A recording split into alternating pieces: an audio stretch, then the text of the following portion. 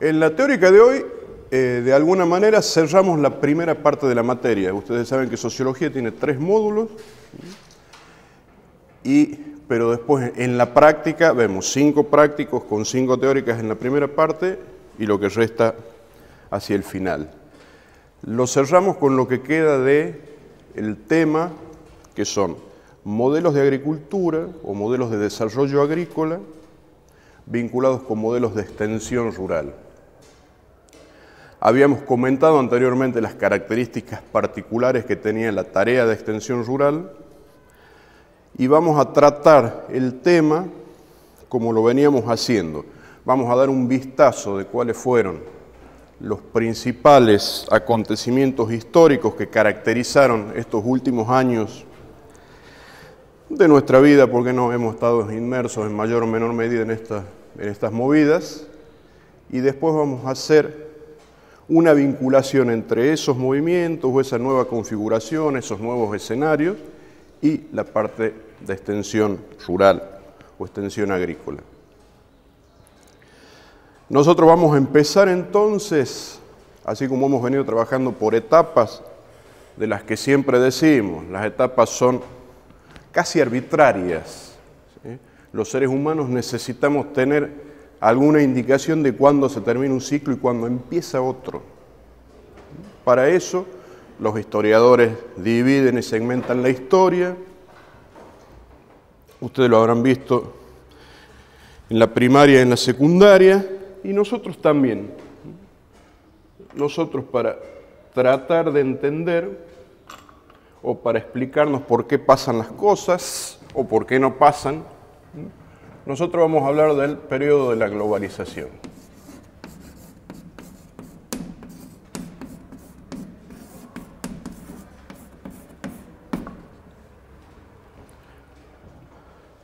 Palabra muy en boga desde los años 90 hacia acá.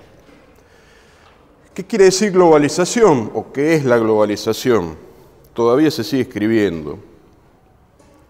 Si uno está seguro por de pronto que es un concepto y una palabra que es hasta, lo tomamos prestado del inglés. En castellano sería mundialización.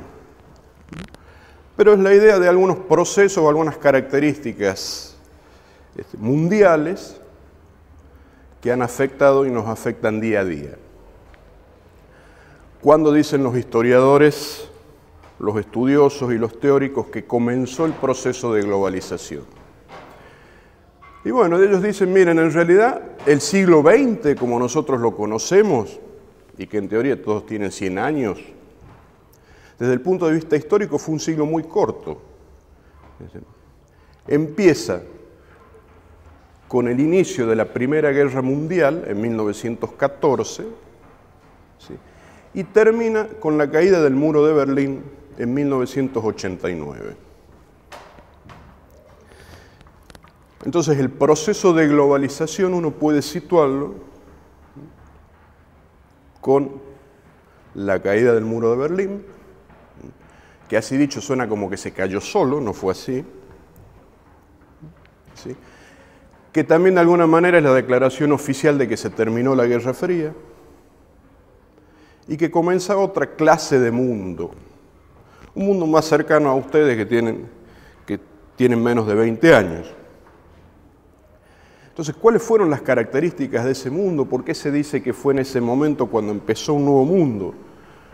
Porque si bien el símbolo fue la caída del muro de Berlín, que ustedes saben que dividía a Alemania en 2 partes, una Alemania que dependía, ¿sí?, de la Unión Soviética y otra mucho más afín y que tenía, digamos, un supuesto modelo de democracia occidental, como lo eran las otras naciones de Europa.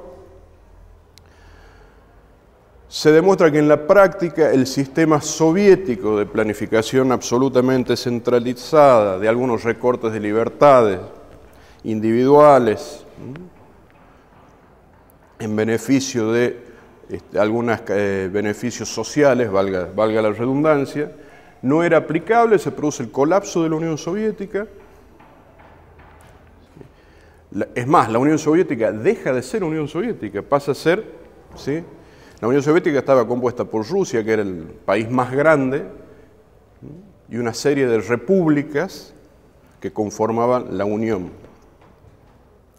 Esas repúblicas dejan de pertenecer a ese conglomerado de naciones, se independizan del control soviético, y eso va generando un cambio, más que nada hasta en los mapas. Es decir, los mapas donde yo estudié geografía en la década del 70 y del 80 no son los mismos seguramente de los que estudiaron ustedes.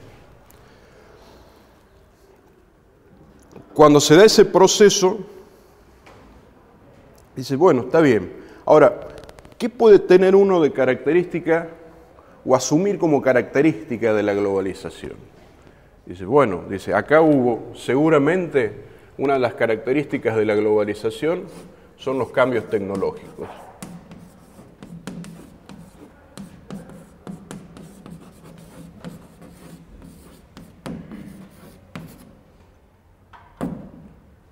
Dice, ¿qué clase de cambios tecnológicos son los más notables, los que establecieron un corte con lo anterior? Por lo general hay acuerdos que son de dos clases, los vinculados, sobre todo, desde el punto de vista más científico si quieren, con la genética, con los recursos genéticos, con la ingeniería genética, con la biotecnología aplicada a la genética. Podría ser, vamos a poner recursos genéticos y biotecnología. Y por el otro lado, dice, ¿qué otras cosas nos impactan todos los días? ¿Qué es lo que cambió?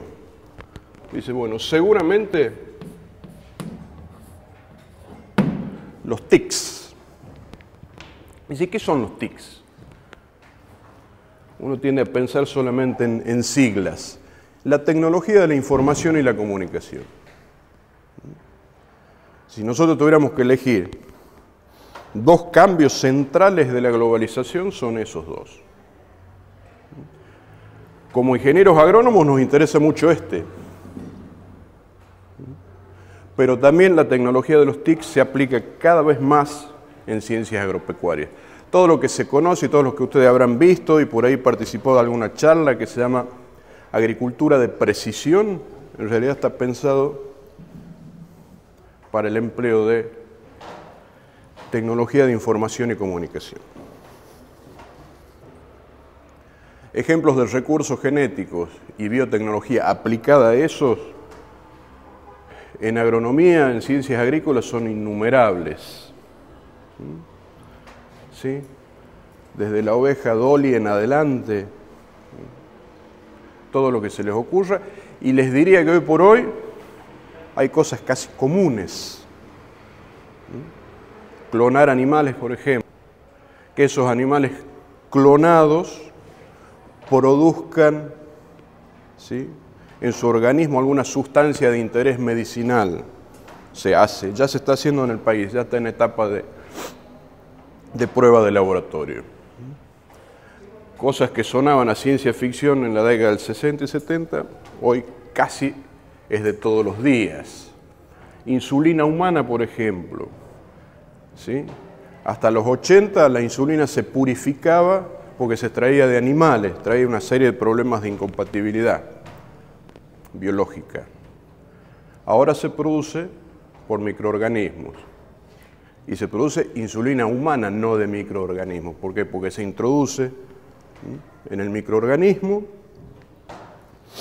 los alelos necesarios, es decir, la información genética necesaria para que esas bacterias produzcan insulina humana. Y no es que uno lo ve por televisión, uno va a la farmacia de la esquina y la compra y la usa. Dice, ¿qué otra cosa, además de estos cambios tecnológicos? Vamos a volver después sobre los TICs, pero piensen todo lo que es en este momento, ¿sí? Telefonía celular, televisión digital, obviamente Internet. ¿Sí? Dice, ¿qué otro? Bueno, la cantidad y diversidad de movimientos sociales.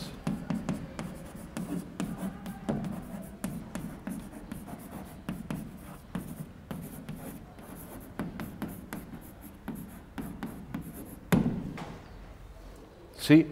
Característica también de esta nuestra época. La participación creciente de distintos sectores, de distintos actores sociales, ¿sí?, que se manifiestan en pro de sus intereses particulares o de intereses comunitarios, es decir, de intereses del conjunto, y tienen una acción decidida en defensa de ese tipo de cuestiones. Acá también la variabilidad y la heterogeneidad de esos movimientos es impensable. ¿Sí?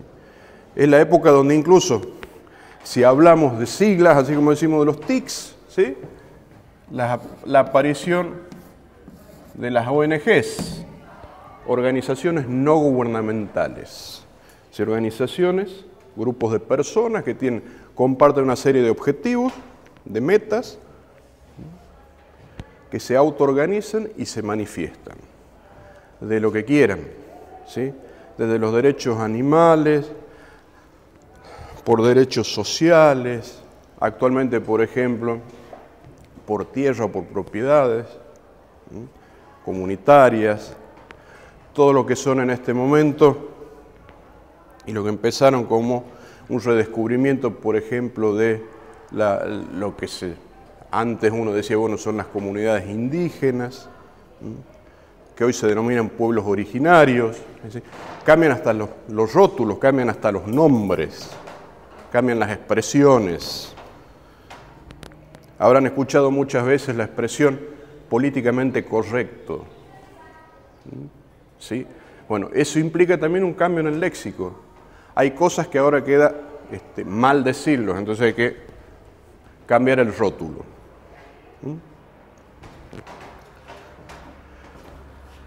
Estos prácticamente en todo el mundo, ¿sí?, desde los más conocidos, como pueden ser, por ejemplo, los foros antiglobalización.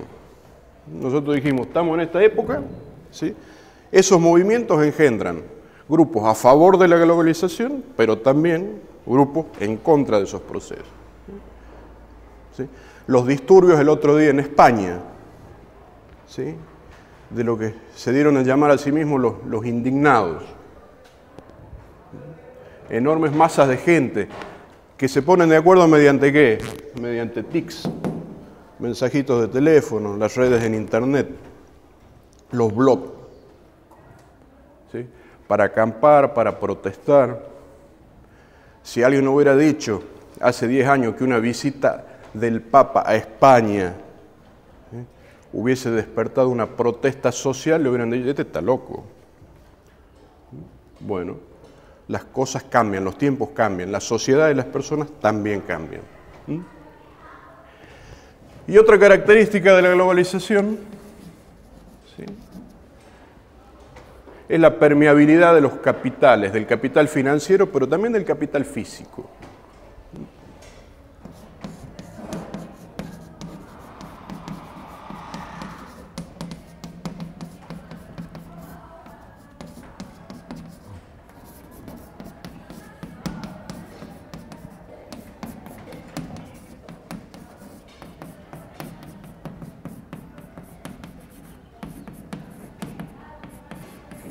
¿Sí?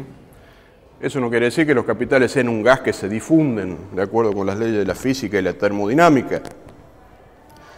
Está relacionado que en un mundo global, ¿sí?, en un mundo donde las fronteras de los estados nacionales ya no tienen demasiado sentido, ¿sí?, es posible, ¿sí?, que los capitales y los bienes materiales circulen con menores restricciones. Quiere decir que uno puede comprar, vender, invertir, especular prácticamente en cualquier lugar del mundo. ¿Sí? Esos serían a grandes rasgos las características de la globalización y, como les digo, todavía se sigue escribiendo y se escribirá durante mucho tiempo más sobre qué es y qué no es la globalización. Fíjense también que iniciado el proceso de globalización, y cuando recién decíamos, bueno, la gente cambia, las sociedades cambian, las ideas cambian, se tomó fuerza toda una corriente filosófica, ¿sí? Por un lado, que mencionaba la posmodernidad, ¿sí? Como la sociedad occidental o el mundo occidental que uno conocía había alcanzado un nivel de bienestar y de estabilidad económica, que eso había sido el límite de la modernidad, del periodo moderno, y que después había que pensar qué pasaba. Los filósofos, las corrientes posmodernas. Y desde el otro punto de vista, sobre todo de algunos historiadores, el más conocido, porque fue el que tuvo mayor prensa, fue un descendiente de japonés que vive en Estados Unidos, que es Francis Fukuyama, que escribió un libro, se llama El fin de la historia. ¿Por qué el fin de la historia? Por lo que mencionamos, es decir, ya no quedan fronteras nacionales, el mundo es uno solo, es estable, hay un sistema que demostró ser superior a otro. ¿Sí? Bueno, ya está, nos sentemos a ver qué pasa. Afirmación desmentida porque prácticamente para la misma época lo que se creía estable empieza a demostrar que no era tal. Empieza primero con la disolución, por ejemplo, cuando se disuelve la Unión Soviética, la zona de los Balcanes vuelve a pelear por su autonomía, por sus cuestiones étnicas, religiosas, filosóficas. No se acordarán de esa época porque ustedes eran muy chicos, pero todavía hoy se ve en los diarios las consecuencias de los enfrentamientos entre los serbios, los bosnios, los croatas, los macedonios, gente acusada de delitos de lesa humanidad. ¿Por qué? Bueno, por cuestiones que estuvieron constreñidas durante la época de la Unión Soviética, que gobernaba, que regulaba. Cuando esas estructuras dejan de existir, todo el resentimiento y las cuestiones no resueltas en otros años vuelven a salir a la luz y generaron enormes tragedias en esa época y en esa zona, con miles de muertos. Esto pasaba en el mundo, sigue pasando en el mundo. En mayor o menor medida, sigue pasando. ¿Qué pasaba en el país? Ustedes saben, porque yo siempre lo digo, que Argentina es un país muy entretenido de ser vivido, porque la consecuencia que tienen los cambios en el contexto la afectan profundamente.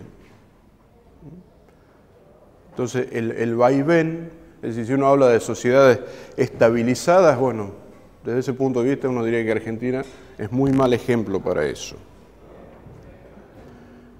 En el año 89, de mano de o a consecuencia de una crisis económica grande, como fueron todas las crisis económicas de los 80, se produce un proceso electoral, se adelantan las elecciones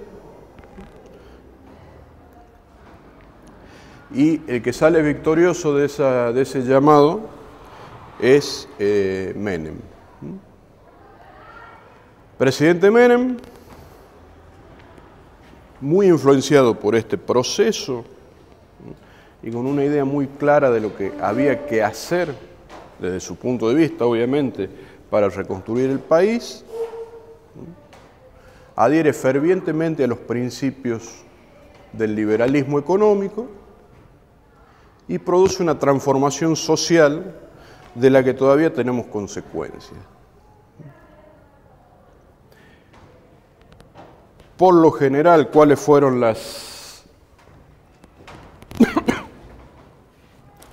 algunas de estas cuestiones? ¿O qué pasó? ¿Sí? Digamos, ¿qué significó para Argentina?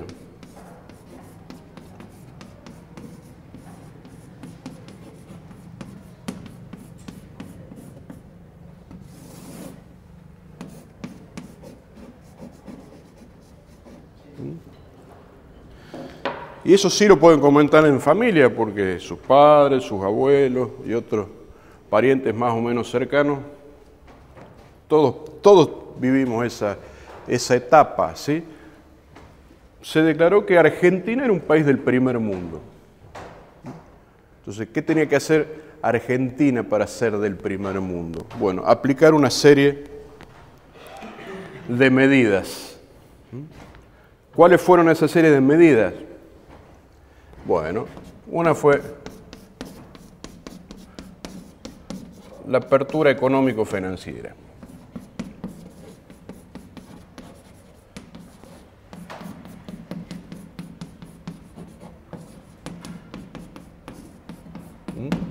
¿Sí? Asociada con esto.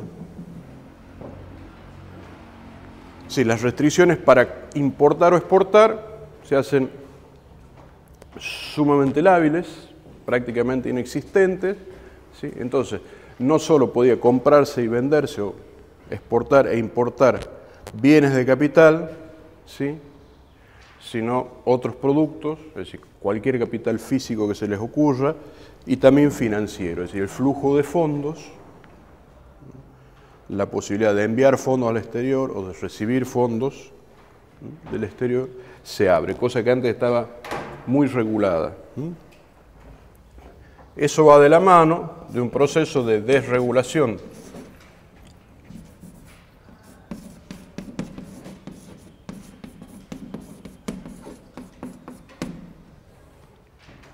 ¿Por qué desregulación? Como lo habíamos dicho en clases anteriores, incluso durante los gobiernos dictatoriales, a pesar que declaraban que había que achicar, la famosa frase de achicar el Estado para agrandar la nación, los organismos reguladores del mercado seguían todavía existiendo. ¿Qué se propone este gobierno? Terminar con las organizaciones que regulaban el mercado. Entonces se disuelven la Junta Nacional de Carnes, la Junta Nacional de Granos, el Instituto Nacional de Vitivinicultura, queda reducido a su mínima expresión. Para una medida directa que afectó a los tucumanos fue la disolución de la Dirección Nacional de Azúcar, es decir, la que regulaba el mercado azucarero en el país. ¿Sí? Entonces se deja librado el mercado, ¿sí? Como decía Adam Smith, cerca de los 1800, cerca de los 1900, no cerca de los 1800, al libre juego de la oferta y la demanda. Y eso se completó con un proceso de privatización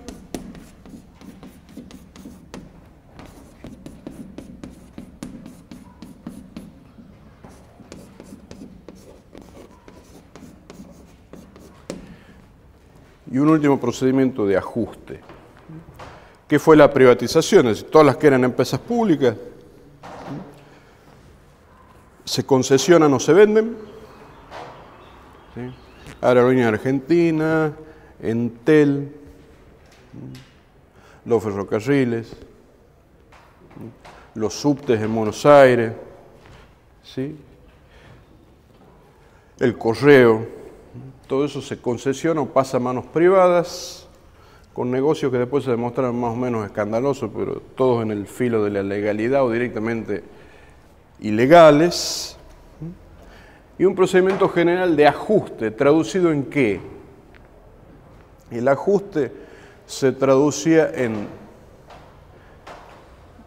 fortalecer las estructuras del gobierno que tuvieran que ver con garantizar la seguridad de la población y los demás servicios fuertemente recortados. Es decir, todo lo que era, por ejemplo, salud pública o educación pública, fueron recortados. ¿Qué implicó eso en la práctica? Y, por ejemplo, la desaparición de la estructura en lo que hace educación pública, la desaparición de las escuelas públicas nacionales, por ejemplo. Hasta ese momento, gran parte del sistema secundario de educación, del segundo nivel de educación, estaba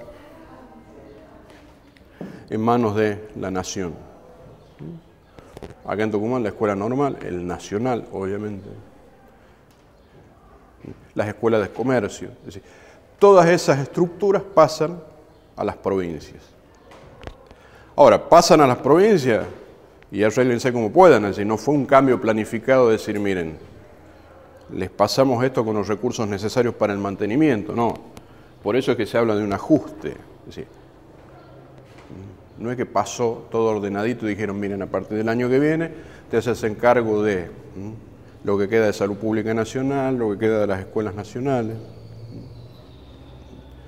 sino que eso fue, implicaron medidas, ¿sí?, que pueden llamar de austeridad, de ajuste, de apretarse el cinturón, pero que se sintieron las consecuencias. Con este nuevo contexto, ¿qué pasó en el sector agropecuario? Estamos en 90, 91, 92. La política económica, ¿sí?, encargada de establecer la paridad con el dólar, el periodo del 1 a 1. Entonces, lo que había que tratar de hacer, si uno exportaba un producto, era tratar de elevar la productividad. Porque si yo vendo al exterior y recibo un dólar que cambie por un peso, lo que tengo que hacer es tratar de elevar la productividad. Si no, el negocio no me conviene. Si el dólar afuera está alto, yo cambio el dólar por pesos y el negocio mejora, los índices de rentabilidad mejoran. Porque yo gasto en pesos y cobro en dólares. Si yo gasto en dólares y cobro en dólares, además en un mundo que se decía globalizado, pero en donde las barreras pararancelarias, las regulaciones de mercado, los subsidios internacionales de los países que se decían liberales no cambiaron. ¿Sí? De alguna manera es como si alguien les dice a ustedes, jueguen con estas reglas porque son las mejores y nosotros seguimos con las mismas. Entonces, Argentina desreguló, ajustó, permitió la libre circulación de capital, pero el resto de los que participan en el mercado internacional no. Una forma de ser competitivos era elevar la productividad. ¿Cómo podía elevarse la productividad? En un mundo que empezó a ser muy ávido, ¿sí?, de alimentos, ¿sí?, de producción directamente derivada del sector agropecuario. ¿Qué era lo que había que hacer? Bueno, hay que encontrar un esquema que funcione, ¿sí?, que permita mejorar nuestro desempeño. Y es lo que se conoce, o lo que nosotros conocemos en la materia, como el proceso que dio origen a la segunda expansión empresarial. En la etapa anterior habíamos dicho, sí, la consolidación de la clase media rural, la aparición de los medianos empresarios, las primeras agroindustrias, ¿sí? Pero esta segunda etapa, donde aparecen estos nuevos actores, vinculados casi exclusivamente con el cultivo de la soja. ¿Por qué la soja? Es decir, la soja de por sí, como decía el otro día un técnico, la soja no tiene la culpa, ¿eh? La soja de por sí no es ni la mala ni la buena. Es decir, la soja aparece y se consolida en la producción argentina porque vino apoyada por un esquema, por un paquete tecnológico que permitía sobre todo bajar los costos. Yo mi ganancia puedo incrementarla subiendo la productividad o bajando los costos. Y en este caso se trataba de bajar los costos. ¿Por qué? Porque apareció en el mercado la soja resistente al Roundup, acuérdense, biotecnología y recursos genéticos, y apareció la posibilidad de esa soja sembrarla mediante la tecnología de siembra directa. ¿Qué implicaba eso? Salvarse de los costos de trabajar el suelo, es decir, no hay que preparar el suelo previamente. Si ya venía de un cultivo, no hace falta prepararlo previamente, ni con arados, ni con rastra. Prepararlo, tenerlo, disponerlo, esperar que llueva, tener el barbecho, sino que directamente una sembradora de siembra directa, en una pasada, hace un microsurco, coloca la semilla, la tapa, y después espero, si las condiciones climáticas son las adecuadas, ¿sí?, la germinación del cultivo, con otra gran ventaja. El cultivo de la soja o de ese tipo de soja implicaba solamente la aplicación de un producto químico. Ya no tenía ni siquiera problemas de logística, de pensar en un cóctel determinado de aplicación, o de tantas pasadas con cultivo mecánico, o el control de maleza, sino directamente, como esta soja es resistente al glifosato, ¿sí?, que se conoce, la marca más conocida el Roundup, por eso también soja RR, es resistente al Roundup, ¿sí?, que es un herbicida sistémico. El Roundup, cuando entra en contacto con cualquier parte del vegetal, produce una translocación a nivel molecular y ese vegetal muere. ¿Qué se había logrado con la soja? ¿Qué se había logrado con esto? Que esa soja fuera resistente, es decir, podía recibir una descarga del Roundup, pero no moría. Sí lo hacía la maleza que compite con el cultivo. Entonces, el productor resolvió su problema. No le hacía falta tener un gran parque de maquinarias porque el elemento fundamental era la cosechadora de siembra directa, una pulverizadora y cosechadora. Pero, además, todos estos adminículos, todos estos parques de maquinarias, o yo los podía comprar o directamente pago por servicio, los alquilo. Aparece la figura del contratista. Y ese esquema, llevado a su máxima simplificación, ni siquiera hacía falta que fuera productor. Porque si yo tenía dinero y alquilaba tierra, así como alquilo tierra, pago el servicio de siembra, ¿sí?, de pulverización, de cosecha, y hago el negocio igual. Entonces, esta segunda expansión empresarial se caracterizó por este tipo de cuestiones.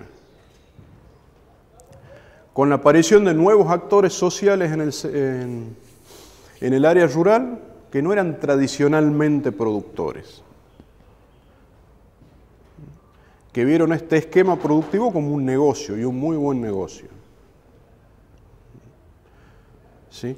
Aparecen junto con estos, y hablando de la permeabilidad del capital y las nuevas formas organizativas, es decir, facilidades para que prácticamente cualquiera que dispusiera de capital pudiera invertir en el sector. Desde los más tradicionales, que eran los pools de siembras, es decir, productores que se ponían de acuerdo y arrendaban, es decir, tenían su superficie, arrendaban junto con otros socios una superficie más grande y la cultivaban. Parece muy fuerte en esa época la figura del fideicomiso, que hoy por hoy ha perdido bastante actualidad. Es decir, como quien va al banco y entre las opciones que tenía de inversiones dice, usted puede, ¿sí?, invertir en soja. ¿Qué ocasionó eso en el sector agropecuario? Bueno, primero, una alteración en los precios relativos del alquiler de tierra. Se entró a demandar mucha tierra porque este esquema tan simple funciona mejor cuando es en una gran escala. Porque ustedes saben también que los costos están relacionados con la escala de producción. Yo tengo una escala ideal, es decir, un tamaño ideal, con el cual mi costo medio es el más bajo de todos. Ya se cansarán de hacer esas gráficas y esos cálculos en economía, pero la idea es, ¿sí?, de la teoría económica es que existe un punto ideal donde mis costos medios son los más bajos de todos. Y eso está relacionado con el tamaño. Este esquema está pensado, ¿sí?, para aplicar en una superficie grande. Estamos hablando de miles de hectáreas. Para contar con miles de hectáreas había que alquilárselas a alguien, como sucedió en la zona pampeana o en la zona núcleo pampeana. ¿Sí? O en otras zonas del país donde todavía había tierra disponible, avanzar sobre, ¿sí?, sobre esa tierra en una nueva versión, si quieren, de un modelo fronterizo de expansión. Como eso pasó, fue muy notable, parte del Chaco, parte de Santiago del Estero, porque todo lo que se hace hoy de producción de soja en esa zona, ¿sí?, era anteriormente, hace 10, 15 años, era monte bajo, monte degradado, pero monte al fin, el cual se incorporó como superficie productiva. Pero en la zona núcleo, como ya la tierra estaba toda distribuida, se hizo avanzando sobre otros productores. ¿Qué implicó este avance? Que hubo productores que dejaron de serlo. ¿Por qué? Porque les cerró el negocio, porque les gustó más, porque les convino. Sí, bueno, yo arriendo o vendo, ¿sí?, ya no implica asumir el riesgo de la producción directa, ¿sí?, de arriesgar mi dinero en la producción, sino que yo puedo arrendar, cobro por el arriendo y hago otra cosa. Vivo de renta, me voy a vivir al pueblo, me voy a una ciudad, invierto el dinero ese en otra cosa. ¿Cuáles fueron las consecuencias más directas? Que de los 300.000 establecimientos agrícolas que había en Argentina en la década del 90, en 10 años se redujeron un 25%. ¿Sí? Entonces disminuye el número de productores, obviamente el tamaño medio de las explotaciones se agranda, porque se cultiva la misma superficie, pero la cultiva en menos manos, entonces el tamaño medio de la finca se incrementa, y además empieza a hacerse notorio el proceso de impacto ambiental que había tenido ese avance de fronteras sobre sistemas agroecológicos frágiles. ¿Sí? En Tucumán ese proceso no se notó tanto, porque Tucumán tiene de hecho toda su tierra distribuida, solamente hay 500.000 hectáreas bajo producción agrícola. Para que ustedes tengan una idea, el partido de General Villegas en Buenos Aires tiene una superficie cultivada de 4 millones de hectáreas. Tucumán tiene 500.000 hectáreas. Fíjense la enorme desproporción. Entonces, ese fenómeno, esa sojización de la que se habla y que efectivamente existe, no se nota o no se notó demasiado en Tucumán. Sí, en las fronteras, entre el límite entre Santiago y Tucumán, ahí sí, uno nota cómo la soja ha ido cubriendo o le ha ido ganando a todos los otros cultivos que se realizaban. No solo a la producción vegetal, sino también a la producción animal. Sí, la producción animal en Argentina, uno de los inconvenientes que tiene en este momento es que cada vez está más restringida a sistemas ambientales mucho más marginales, porque todo lugar donde pueda crecer soja y van a plantar soja. ¿Sí? Y este es un caso muy interesante de análisis. ¿Por qué? Porque uno siempre habla de adelantos tecnológicos, de qué se adopta, de qué no se adopta, por qué los productores adoptan este paquete tecnológico y este otro no. Y en este caso de la soja está absolutamente asociado con la cuestión de costos. ¿Sí? Ustedes van a escuchar, ¿no?, que en realidad la siembra directa es mejor, ¿sí?, que la tradicional, porque mueve menos la estructura del suelo, porque mantiene la fertilidad, lo cual es cierto.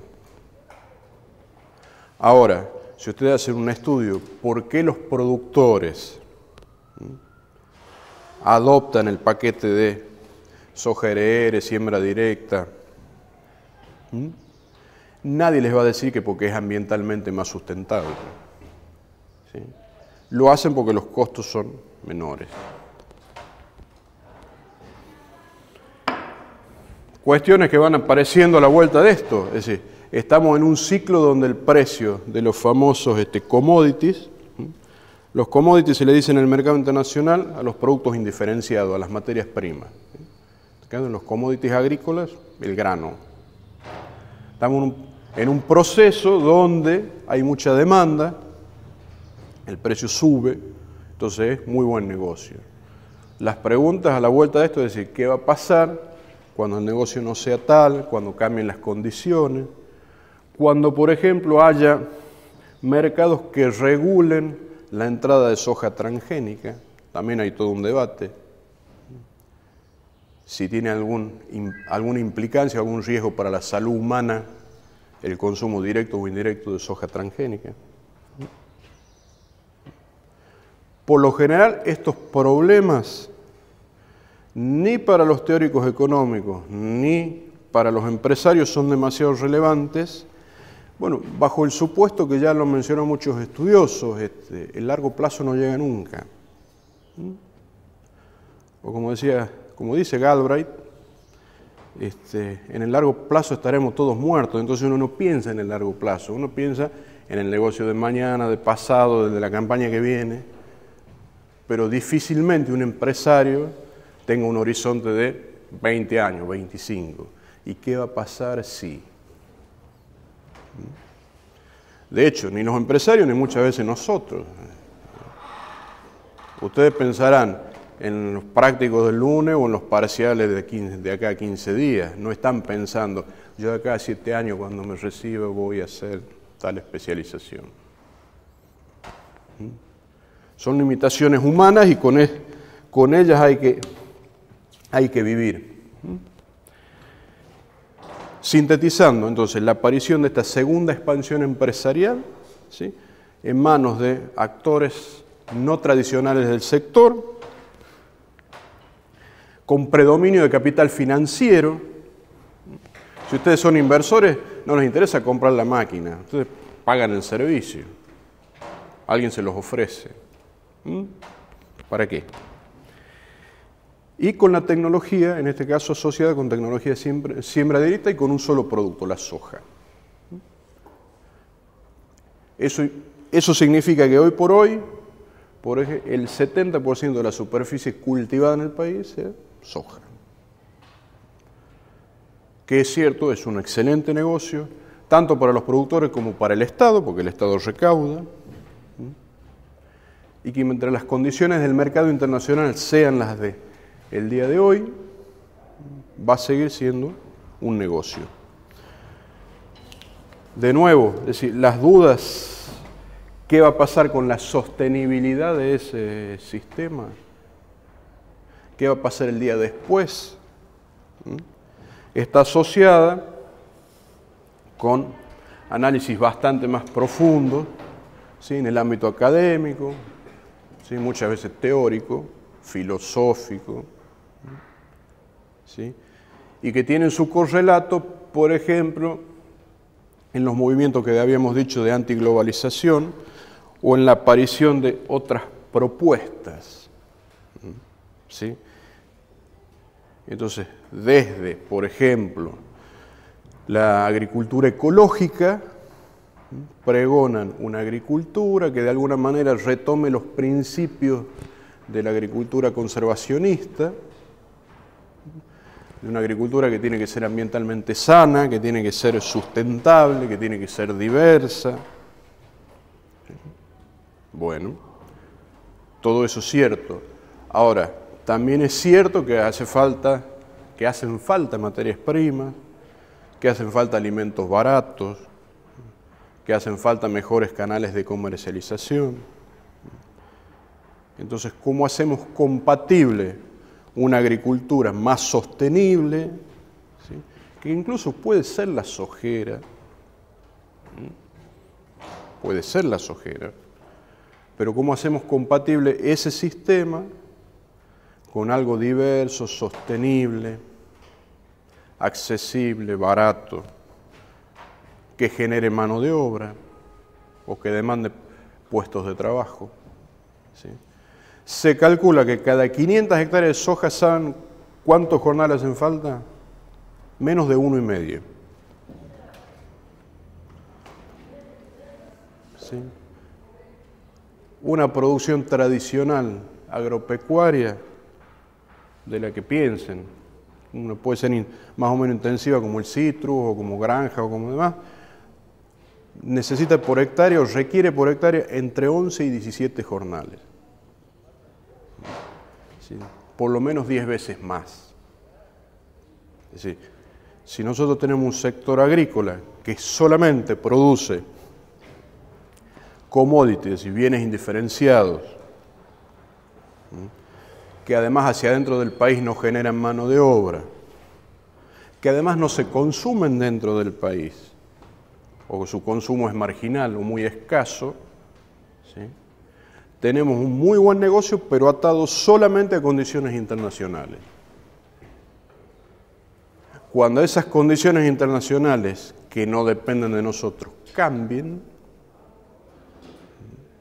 ¿sí?, ¿de qué nos disfrazamos? ¿Qué pasa si sucede eso?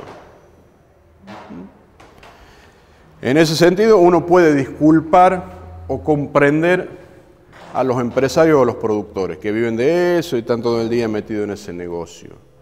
Pero debería ser tema de estudio por parte de ustedes, de nosotros, yo también me incluyo, de quienes tienen la obligación de alguna manera de conducir, de asesorar, de asistir ese tipo de emprendimiento.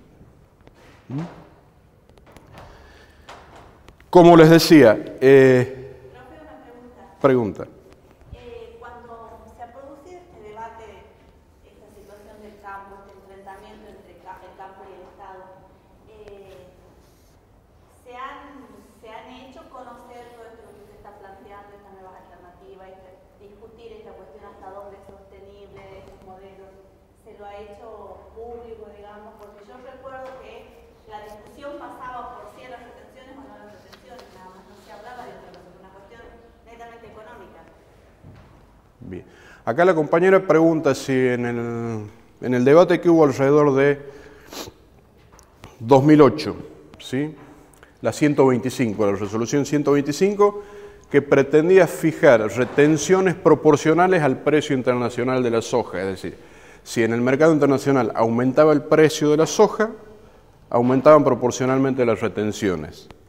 Entonces, su interrogante es si la gente conocía, ¿sí?, de toda cadena de implicancia, es decir, que hacen a la sostenibilidad, a la creación de mano de obra, o solamente se discutió la cuestión económica, si las retenciones tenían sentido o no. Todo de acuerdo con el cristal con que se mire. Ustedes, algo pasó hace muy poquito, así que algo habrán leído. Por lo general, no se planteó técnicamente, ni siquiera racionalmente, es decir, fue todo muy emotivo. Y hay algunos teóricos de la sociología o de la psicología social que incluso ahondaron en el tema de las representaciones sociales. Es decir, en Argentina, ¿cuál es la idea que se tiene del sector agrícola o rural? ¿Sí? del campo argentino, porque fue todo manejado muchas veces de esa perspectiva, como un sector avasallado, que en realidad era el sector que había, si quieren, hasta construido la patria, que lo que son con el sudor de su frente riegan el surco, esta pobre gente. Y ustedes saben que el campo es muy diverso y hay de todo, como lo hay en todos lados, como sector social, ¿sí? Y me parece que muchas de las explicaciones o justificaciones pasan por ahí. Si ustedes veían, por ejemplo, la composición de las protestas o los piquetes, había gente que no tenía absolutamente nada que ver con el sector, y con el fanatismo del converso, decir, no, que esto es injusto por aquí, por lo de allá, y muy pocos se pusieron a analizar la raíz del conflicto y si era justo o no era justo incrementar proporcionalmente la retención. Cosas que sí ustedes tienen la obligación de hacer. Porque ustedes pueden tener un abuelo que diga que todos los gobiernos son ladrones y le quitan la plata a la gente. Pero él es su abuelo, ustedes van a ser ingenieros. Ustedes tienen la obligación de analizar a fondo, y aun cuando terminen coincidiendo con su abuelo, ¿sí?, sus motivos tienen que ser distintos, porque no vienen solo de lo sentimental.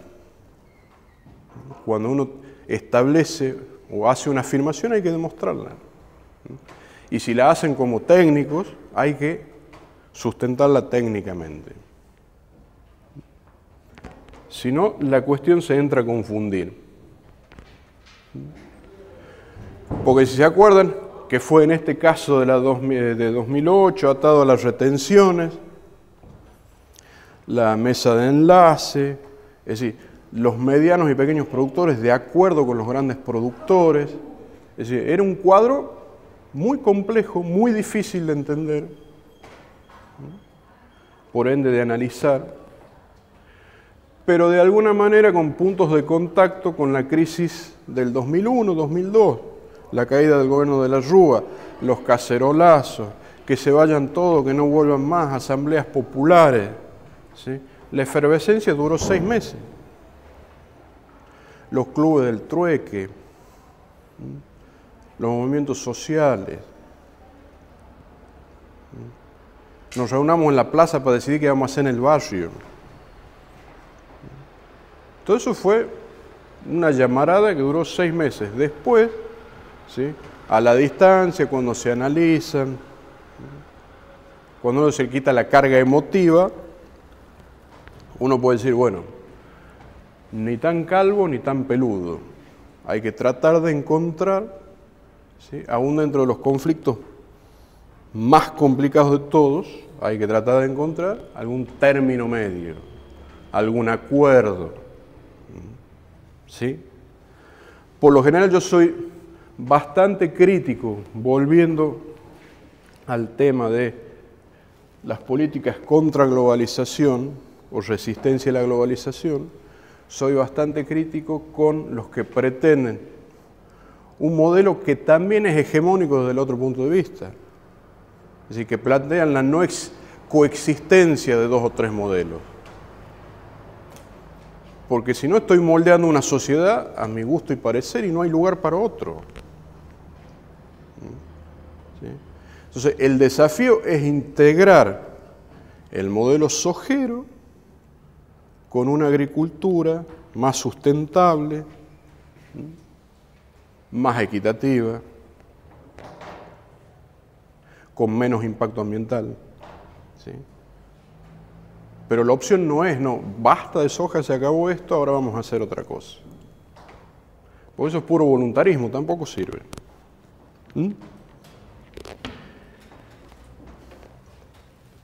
Les había dicho que íbamos a volver hacia el final, ¿sí?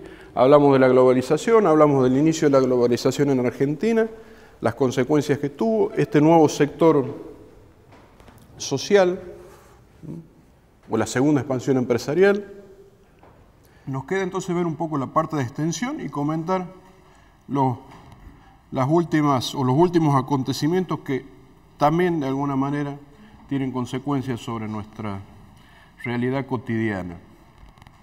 El modelo de la globalización, que había empezado muy fortalecido porque había toda una corriente, incluso hasta teórica, que lo apoyaba como tal, ¿sí?, demostró en pocos años que su fortaleza estaba comprometida. Primero por las crisis económicas que incluso surgieron en países desarrollados. La última, la que empezó en 2008 y se agudizó en 2010 y hoy la sufre parte de Europa, con los famosos bonos de hipoteca, que comenzó en Estados Unidos y que generó una enorme crisis económica. Otros países que empezaron a ser protagonistas en el contexto mundial, ¿sí?, en la década del 70, del 80, uno tenía muy claro que un proceso era conducido por Estados Unidos y otro por la Unión Soviética. En el 90 uno podía decir, bueno, acá ¿sí?, el patrón a seguir es el de Estados Unidos. Ahora, este proceso de globalización también llevó a que otros países se incorporaran al concierto mundial y empezaran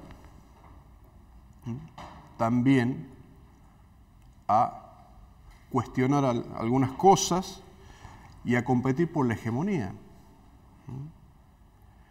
y aplicar los principios de la globalización. Es decir, si todos pueden comprar y vender, si todos pueden invertir, si podemos intercambiar capital, nosotros vamos a hacer lo mismo.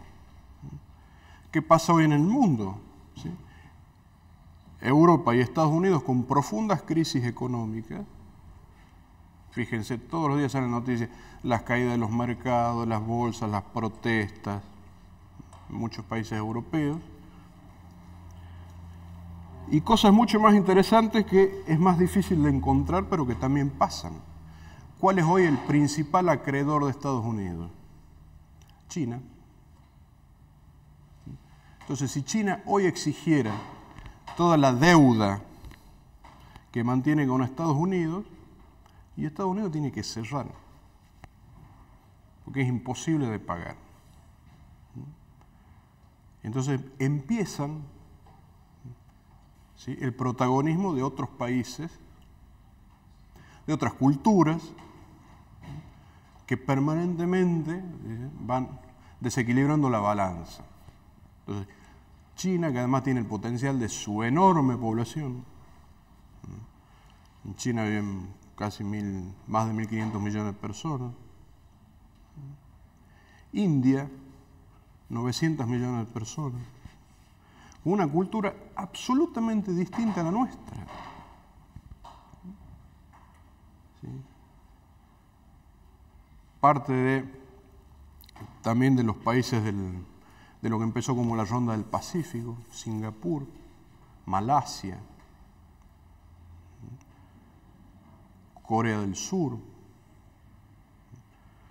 países que en estos últimos 20 años, ¿sí?, reconstituyeron su estructura social, su economía y entraron a tallar muy fuerte, no solo en los mercados internacionales, sino hasta en la toma de decisiones. Argentina en ese sentido sintió algunos cimbronazos más fuertes que otros. En estos últimos años tiene una política más independiente de las intromisiones extranjeras y de los controles, ¿sí?, de lo que son los organismos internacionales, llámese Banco Mundial, Fondo Monetario. Y hasta ahora las cosas están más o menos estables, ¿sí?, y mucho mejor si uno lo ve a la luz de del 98, 99, 2000, 2001, 2002. ¿Qué dicen la gente que hace prospectiva? Que no es adivinar el futuro, sino plantearse qué puede llegar a suceder. Y bueno, que los tiempos que vendrán serán bastante más complejos que estos. Que la bonanza argentina está atada a los precios internacionales de sus commodities, que hay que estar atentos a, ¿sí?, a generar valor agregado, a empezar a producir otras cosas, a diversificar la producción. Y este comentario me sirve para introducirnos en la última parte, que es los modelos de extensión. La extensión agropecuaria, donde obligadamente uno habla del INTA. ¿Por qué hablamos del INTA? No es porque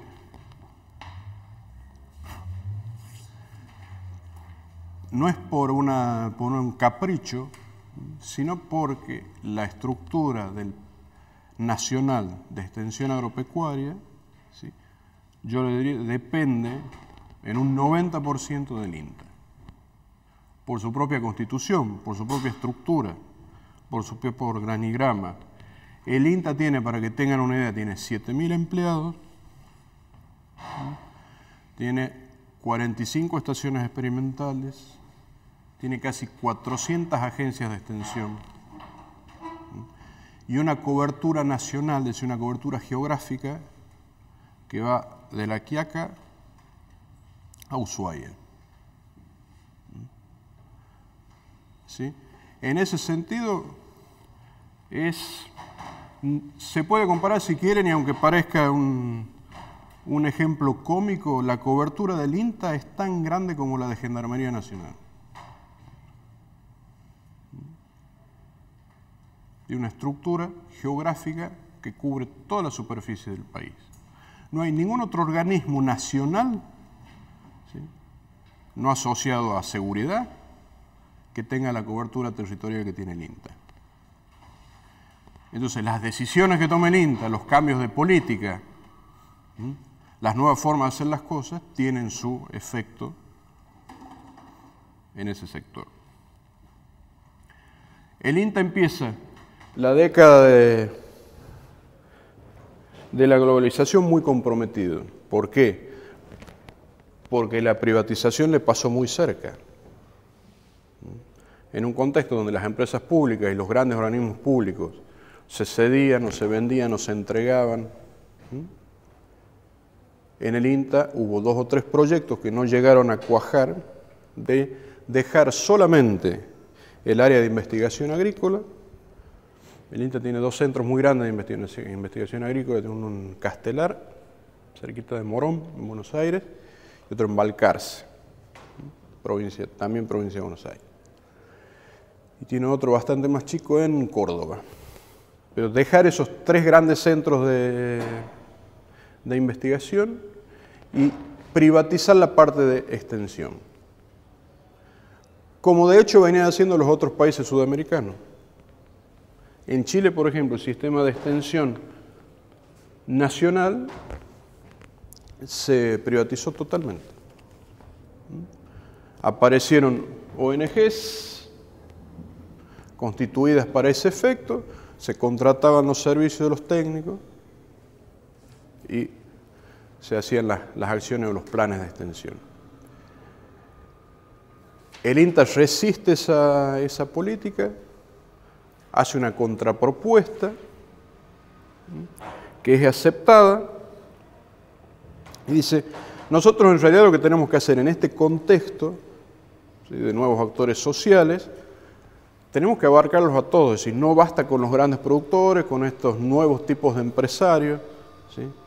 Un país no es sustentable solamente con soja, tenemos que prestarle más atención a la agroindustria, ¿sí?, a los conglomerados industriales.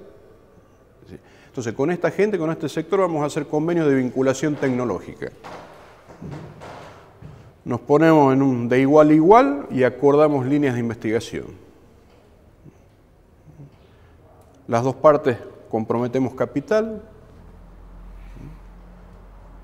en temas de interés común.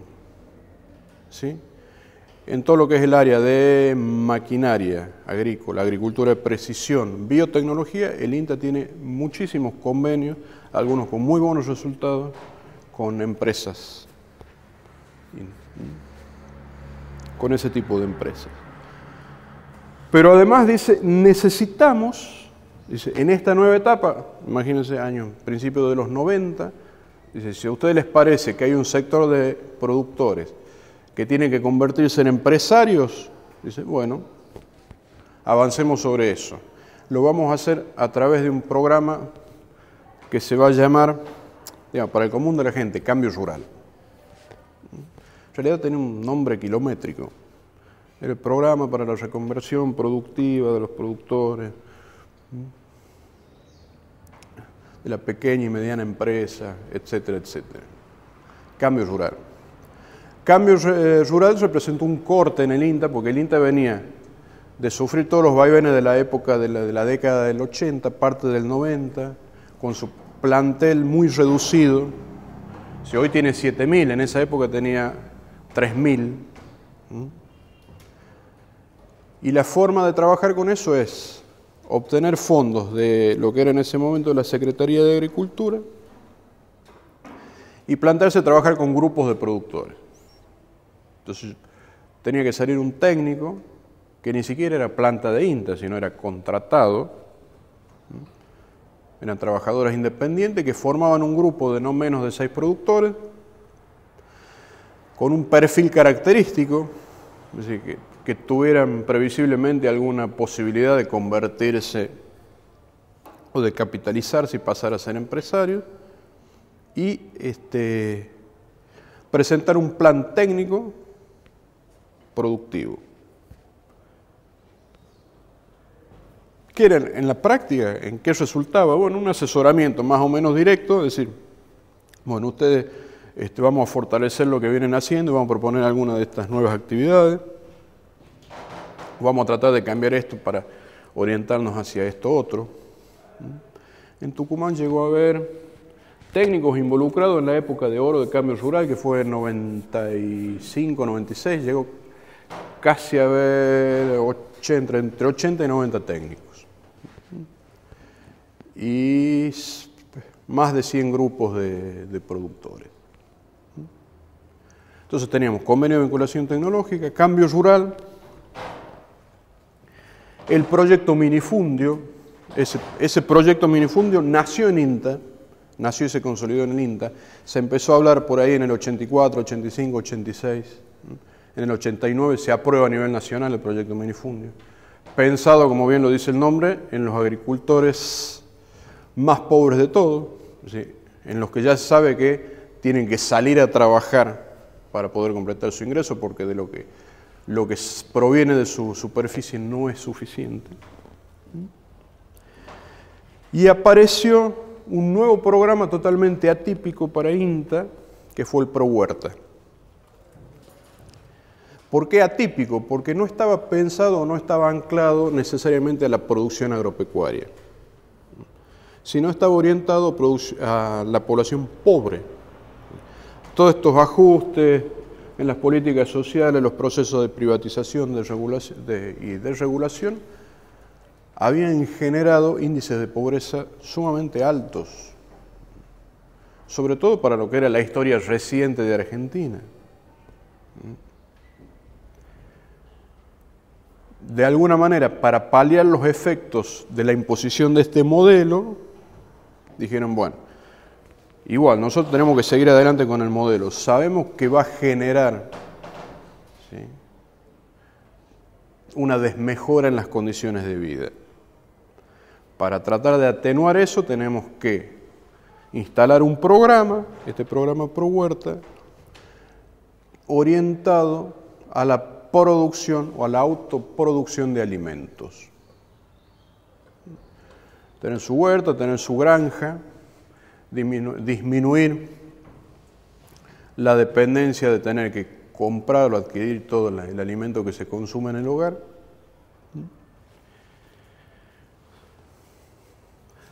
Ojo que esto tampoco es idea de un genio, de alguien que se le ocurrió, no, porque acá esta es la solución, sino que también fueron acuerdos con los organismos internacionales de crédito y de finanzas. Tanto Cambio Rural como ProHuerta se financiaban con créditos del BIRF o del BID o del Banco Mundial. que en esa época se llamaban fondos de inversión social, pensando casualmente en lo que hemos dicho, en paliar los efectos de la aplicación de estos planes económicos. ¿Qué fue pasando con el tiempo? El modelo de cambio rural, de trabajar con grupos de productores, tiene antecedentes ya en el mundo. Sobre todo se tomó un modelo francés. Ustedes por ahí habrán oído hablar de los grupos CREA o de ACREA, que es la Asociación de Grupos CREA. Los grupos CREA aparecen acá en los 60, son las siglas, quiere decir Consorcios Regionales de Experimentación Agropecuaria. Tienen una organización nacional, otra regional. Son grupos de productores empresariales, medianos, sí, con potencialidad productiva, que contratan un asesor CREA para mejorar su desempeño. Y son muy activos en lo que hace al aspecto grupal, participativo. Entonces, Cambio Rural toma esa idea, no solo porque creían que lo participativo era mejor, sino porque era más barato. No es lo mismo tener un grupo de 10 productores, ¿sí?, que trabajar de uno a uno. Entonces, toman ese modelo.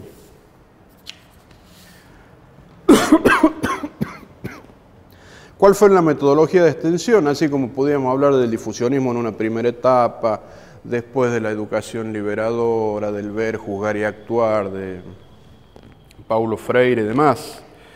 Bueno, fue bastante pragmático y la verdad que pasaba por hacer lo mejor que se pudiera. Es decir, todos estos técnicos que comenzaron a trabajar en este tipo de proyectos recibían una capacitación, ¿sí?, 15 días sobre cuestiones técnico-productivas, sobre planificación, otros 15 días sobre aspectos socioeconómicos y después anda y hacer lo que puedas. Hubo sí una revisión y una vuelta a lo que era la potencialidad de ver al productor no como alguien al que le tengo que llenar la cabeza y tratar como un empleado, sino de reconocerlo como un igual, de que comentara sus propuestas, de que trabajara en grupo, de que se hicieran parcelas de prueba, algunas líneas de investigación-acción, es decir, no la investigación clásica en un laboratorio o en una estación experimental, sino en campos de productores.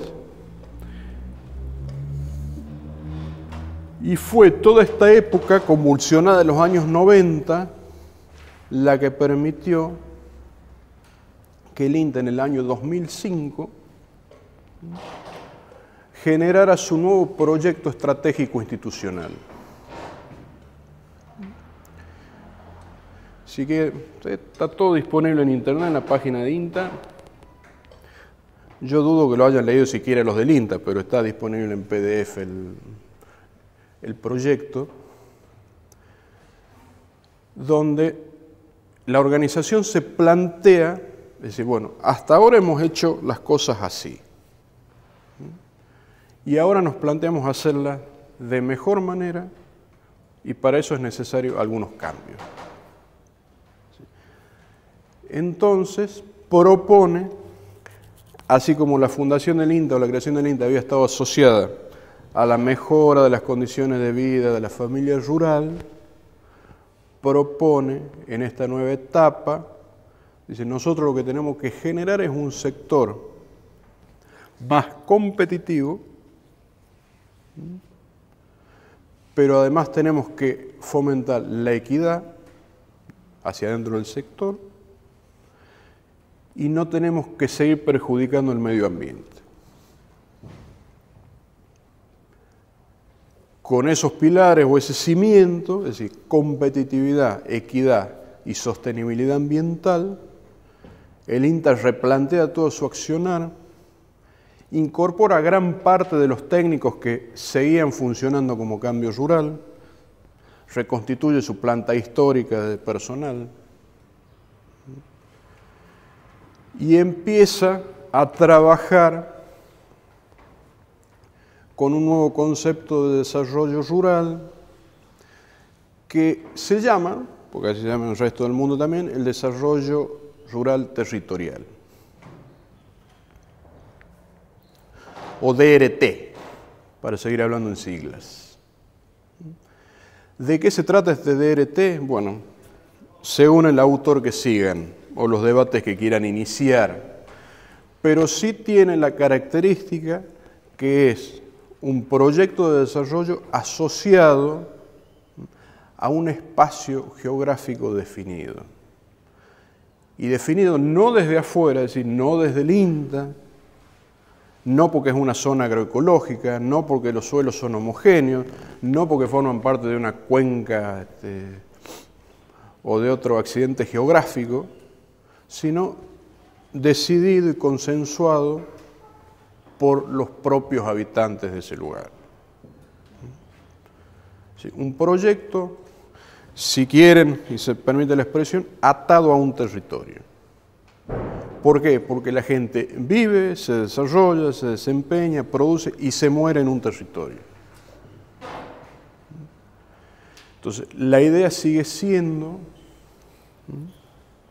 que cuando se produzcan mejoras, cuando se produzca desarrollo, se produzca en el territorio y quede en el territorio. Y en ese contexto, en ese nuevo escenario tan complejo, el INTA se continúa debatiendo. ¿Por qué? Porque tradicionalmente estuvo muy asociado a la cuestión técnico-productiva. Eventualmente un componente económico, estudios de costos, mercado, canales de comercialización. Pero embarcado en esta nueva modalidad de desarrollo, van apareciendo temas donde ¿sí? no solo son nuevos, sino que no hay quien los atienda. Por la misma composición de la planta de INTA. ¿Cómo se está trabajando actualmente? Bueno, muy consustanciado con mesas locales de desarrollo, con ONGs, con gobiernos locales, municipales, comisionados rurales, organizaciones de comerciantes, escuelas agrotécnicas, escuelas tradicionales, muchas veces con fábricas o establecimientos industriales que están en ese territorio, en la búsqueda de fondos externos, fondos públicos, para proyectos, para iniciativas. Y como les digo, el INTA tratando de ver en qué puede ayudar o contribuir a eso, y por otro lado, pensar qué hacer con las demandas que no se pueden cubrir. ¿Cómo derivo lo que yo no puedo cubrir, lo que yo no puedo atender, para que igual se haga? Que puede ser desde obras de infraestructura, como se mejora de caminos, de instalaciones, de vivienda, servicios públicos de educación, de salud, problemas sociales. Cuando uno lo ve de afuera es muy interesante, porque, por ejemplo, si uno pretende hacer un diagnóstico participativo de la situación de una zona, bueno, se supone que en esa zona ya lo conocen porque está la agencia, ¿sí? Entonces el jefe de agencia cita al director de la escuela, al director del CAPS, al intendente, que a lo mejor va él o manda un funcionario, y a lo mejor se hace una reunión de diagnóstico de 40, 50, 60, 100 personas, o más, depende de la localidad. Y uno empieza, acomoda ese grupo de discusión y después pone, bueno, ¿y cuáles son nuestros problemas? Y entramos a hacer un ranking, ¿sí? Y a lo mejor el primer problema del ranking es el alcoholismo. Entonces, uno que es ingeniero agrónomo, zootecnista y viene del INTA o de la facultad, y dice, ¿y yo acá qué hago? ¿Qué hago con esto? Porque eso es la demanda que salió. Bueno, eso mismo, ¿sí? Es casi cuestión cotidiana ver cómo esas demandas concretas que salen se canalizan por otras vías y ver cómo también dentro de ese listado de problemas no solo sale el alcoholismo o la drogadicción o la falta de un CAPS. También salen problemas de agua, de riego, problemas productivos, de comercialización, es decir, saber de entresacar de toda esa maraña de cosas, ¿sí? Porque en definitiva, como la gente no es sonsa, por más que muchas veces nos quieran hacer creer eso, ¿sí? Al INTA no le van a demandar más médicos, le van a demandar, bueno, ¿qué hago para producir mejor, para vender mejor, para agregar valor? Y eso para el INTA significa salir un poco de lo técnico productivo pensado desde dentro de la finca, salir hacia afuera. ¿Sí? ¿Cómo vendo mejor? ¿A quién le vendo? ¿Cuáles son los canales de comercialización? ¿Cuáles son las buenas prácticas agrícolas? ¿Cuáles son las buenas prácticas de manufactura? Proyectos vinculados con turismo rural, con reconversión productiva, con nuevas actividades. Y en ese sentido también implican desafíos que reacomodan permanentemente la estructura interna del INTA. ¿Sí? Modelos definidos de acción, no hay un solo modelo. Se trata de usar las cosas que sirven para el objetivo que se tenga en ese momento. Entonces, habrá instancias que uno dice, bueno, pero esto es agricultura, o este modelo, o este método de hacer extensión es difusionista, porque se hacía lo mismo en los años 50 o 60. Bueno, pero si sirve para lo que estoy haciendo, ¿sí? Habrá que hacerlo así, porque no hay otras formas, porque esto es lo más eficiente. Si cuando se tenga que trabajar en grupo, un trabajo profundo de análisis se hará de una manera. Cuando se tenga que difundir una noticia, un encuentro, un día de campo, se hará de otra. En ese sentido se perdió bastante de la rigidez que se tenía, porque es muy frecuente ustedes donde, no solo al INTA, pero cualquier institución de extensión que vayan, que tenga 60, 50 años, van a encontrar manuales de extensionismo donde estaba todo, es decir, se fijaba el procedimiento, ¿sí? Desde la A hasta la Z, los pasos a seguir en un proceso de adopción de tecnología. Y uno después se da cuenta que en la práctica no había forma de que eso funcionara. Entonces la posibilidad de tomar elementos de otras ciencias, sociología, psicología social, comunicación, economía, de las ciencias más duras, licenciados en biotecnología, geógrafos, especialistas en sistemas de información. Todo eso va configurando la nueva forma de hacer extensión asociada a este nuevo esquema de desarrollo rural territorial, que si se quedan con las ganas de saber qué es, tenemos una clase y una actividad específicamente sobre este nuevo modelo. ¿Sí? Profe, ¿y cómo son las experiencias con los pueblos originarios en este marco que usted está comentando? La experiencia, contestando tu pregunta, la experiencia con los pueblos originarios, nosotros en Tucumán, bastante poca, porque acá en Tucumán están muy localizados, que es en la parte de los valles, sobre todo está la mayoría. Hay algunas acciones a nivel de la gente que trabaja con ProHuerta y debe haber uno o dos, algún grupo de cambio rural, pero donde la composición es heterogénea. Es bastante dificultoso, hasta desde lo formal, trabajar con pueblos originarios. Yo creo que obedece también a las características que tuvo todo el proceso acá en Tucumán. Es muy difícil encontrar un interlocutor en esas comunidades al que todos sigan, obedezcan o lo tengan de referencia.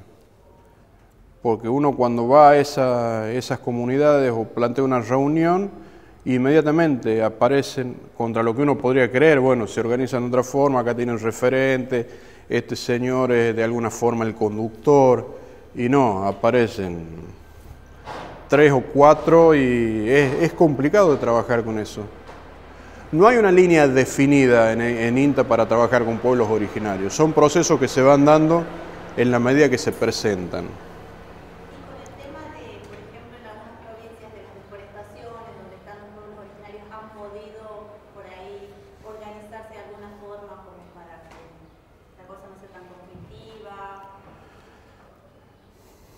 Bien, estamos entrando ya en las preguntas. Mira, el INTA por lo general, y me parece que es una buena medida como institución pública, trata de mantener su distancia de algunos conflictos demasiado calientes. Como te digo, como decíamos recién que la gente no es sonsa, tampoco requiere ese tipo de apoyo del INTA.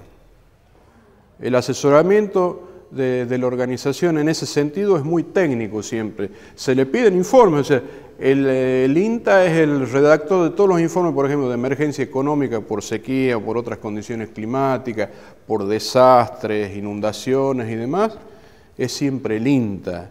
Y en estas cuestiones vinculadas con la ley Bonazo, la de bosques, las deforestaciones, también es un interlocutor permanente.